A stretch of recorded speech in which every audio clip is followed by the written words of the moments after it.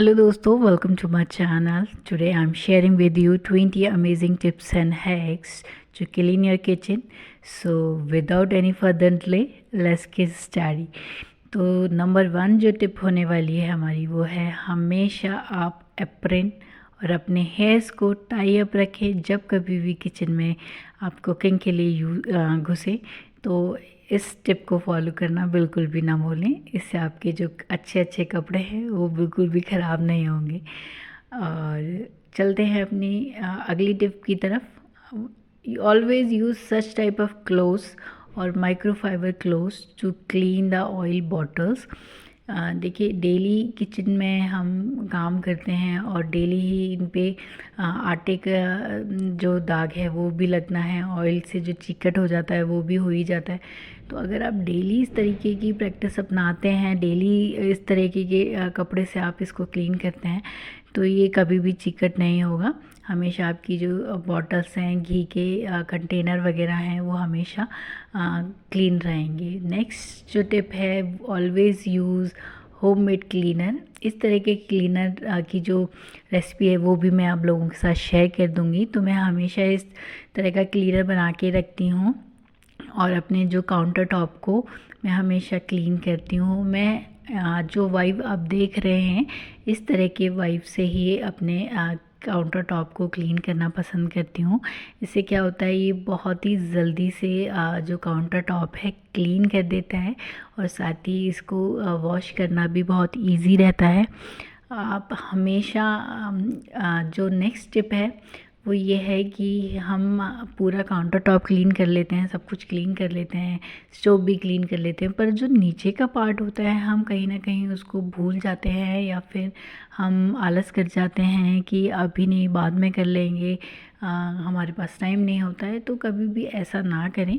भले ही आपके पास टाइम कम हो, पर आप इसके नीचे ज़रूर साफ़ कीजिए, क्योंकि इसके नीचे बहुत सारे पार्टिकल आपके गिर ही जाते हैं खाने के बनाते वक्त। तो ये अगर क्लीन रहेगा, बस हार्डली आपको 1 मिनट ही लगने वाला है इसके नीचे से क्लीन करने में। तो इस प्रैक्टिस को बिल्कुल ना भूलें। नेक्स्ट जो टिप है वो ये है कि हमेशा आप इस तरह की प्लेट यूज़ कर सकते हैं या कोई बास्केट यूज़ कर सकते हैं। व्हेनेवर यू पील, जब भी मेरे को छीलना होता है ना, तो मैं इस तरीके से छीलती हूँ और जो जितने भी छिलके होते हैं वो इसी प्लेट में गिराती हूँ। मैंने स्पेशली यही प्लेट इन छिलकों के लिए बनाई हुई है। और इससे क्या होगा ना कि आपको टाइम सेविंग भी होगा, क्योंकि बार बार आपको जो काउंटर टॉप है वो क्लीन नहीं करना पड़ेगा। तो आपका जो टाइम है इस तरीके से बचेगा। तो हमेशा ये प्रैक्टिस को फॉलो कीजिए। चलते हैं अब अपनी नेक्स्ट टिप की तरफ।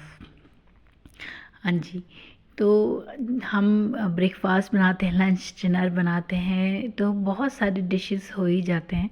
पर अगर हम उन्हें सिंक में ऐसे ही छोड़ देंगे तो इससे हमारा जो सिंक है वो मैसी रहेगा, किचन क्लीन करने के बाद भी क्लीन नहीं लगेगा। सो साइड बाय साइड आप अपने जो डिशेस हैं उनको भी क्लीन करते रहें। इससे आपके ऊपर बर्डन भी नहीं रहेगा और आसानी से जो आपका जो काम है वो भी चलता रहेगा। और जब भी किचन में घुसेंगी तो जो सिंक एरिया है वो आपका वेलकमिंग रहेगा।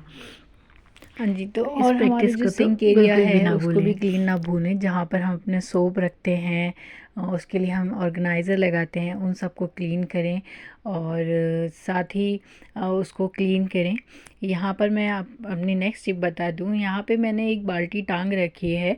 इससे क्या होता है कि जो बैड ऑर्डर होता है मिल्क का वो नहीं आता है।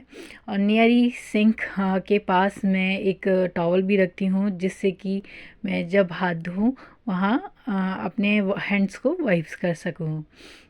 तो सिंक के पास टॉवल रखना बहुत ज़रूरी है। अब चलते हैं अपने नेक्स्ट टिप की तरफ। आप देख रहे हैं यहाँ पर सिंक एरिया में मैंने ये स्ट्रेनर लगा रखा है, जिससे क्या होता है ना कि जितना भी कचरा होता है यहीं रुक जाता है और नाली चोकिंग का नहीं चोक नहीं होती है। नेक्स्ट टिप की तरफ बढ़ते हैं। हमेशा जब कभी भी आप बाहर से फ्रूट्स लेके आएँ तो उनको वॉश कर लीजिए। इससे क्या होगा कि जितने भी बैक्टीरिया हैं वो नहीं रहेंगे और जब कभी भी आपको फ्रूट खाने का मन होगा तो आप खा सकेंगे। बढ़ते हैं अपनी नेक्स्ट टिप की तरफ। हमेशा मैं माइक्रोफाइबर क्लॉथ यूज़ करती हूँ इनको ड्राई करने के लिए, ताकि जल्दी से ये सूख जाएं। और साथ ही ये जो बास्केट में मैंने धोए थे, इस बास्केट को भी मैं वॉश कर लूँगी और यहीं पे इसको ड्राई होने के लिए रख दूँगी। तो जब कभी भी मेरा या बच्चे का मन करेगा फ्रूट खाने का तो हम बिना हिचकिचाए, बिना डरे इसको ले सकते हैं, अगर ये वॉश किए हुए होंगे तो। चलते हैं अब अपनी नेक्स्ट टिप की तरफ।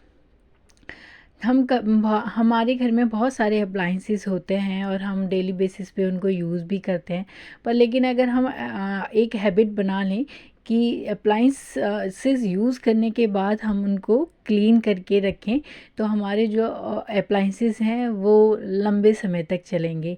तो साथ ही मुझे यहाँ धनिया पीसना था, तो मैंने मिक्सर ग्राइंडर में धनिया को पीस लिया है और साथ ही मैं इसको मिक्सी जार को भी जो है इसको ट्रांसफ़र करने के बाद इसको वॉश कर दूँगी।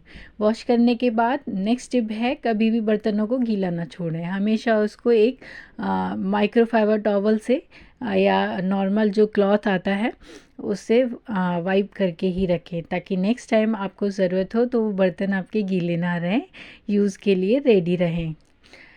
अब जो मिक्सर जार है वो भी मैं वाइप करके रख लूँगी। मेरा जो मिक्सर जार है वो रहता है कैबिनेट के अंदर, तो ऐसे सच बहुत धूल नहीं जाती है, पर फिर भी जब भी कुछ हम इसमें पीसते हैं या कुछ भी हम ग्राइंड करते हैं तो उसके पार्टिकल्स आ ही जाते हैं, तो हमेशा इसको क्लीन करके ही रखें। तो गाइस, अब तक जो वीडियो आप देख रहे हैं अब तो आपको पसंद आ रही होगी। अगर वीडियो में के कुछ भी टिप्स आपके काम आ रहे हो तो मेरे चैनल को लाइक कीजिएगा, शेयर कीजिएगा और सब्सक्राइब कीजिएगा, और ताकि मुझे भी थोड़ा सा मोटिवेशन मिल सके। और चलिए तो बढ़ते हैं अब हम अपनी अगली टिप की तरफ। नेक्स्ट जो टिप होने वाला है वो है कि जब हम चिलीज़ अपने घर में यूज़ करते ही हैं, तो मैं हमेशा इस तरह के ग्लास जार यूज़ करती हूँ अपनी चिलीज़ को रखने के लिए। और अगर इन चिलीज़ की पीछे का जो डंठल होता है वो तोड़ दिया जाए और इनको इस तरीके के ग्लास स्टोरेज में अगर आप रख लेंगे तो ये बहुत लंबे समय तक फ्रेश रहेंगी और बिल्कुल भी ख़राब नहीं होंगी। ग्लास जार यूज़ करेंगे तो उसकी क्वालिटी को मेंटेन रखता है और ग्लास जार बेटर है प्लास्टिक से। तो इसीलिए ये जैम की बोतल तो हमारे पास मिल ही जाती हैं, तो मैं इस तरीके की बोतल यूज़ करती रहती हूँ। अब चलते हैं हम अपनी अगली टिप की तरफ। हाँ जी, तो हमेशा मैं इस तरह का जार यूज़ करती हूँ पानी को स्टोर करने के लिए। इससे क्या होता है कि मैं एक ही टाइम में अपना पानी इसमें रिफ़िल कर लेती हूँ और फिर बार बार जो हमें आरओ का बटन दबाना होता है वो नहीं दबाना होता है। जब कभी भी मुझे पानी पीना हो या फिर मेरे को कुकिंग के लिए पानी चाहिए हो तो मैं इसी में से ले लेती हूँ। ये बहुत ही अच्छी प्रैक्टिस है। चलते हैं हम अब अपनी अगली टिप की तरफ।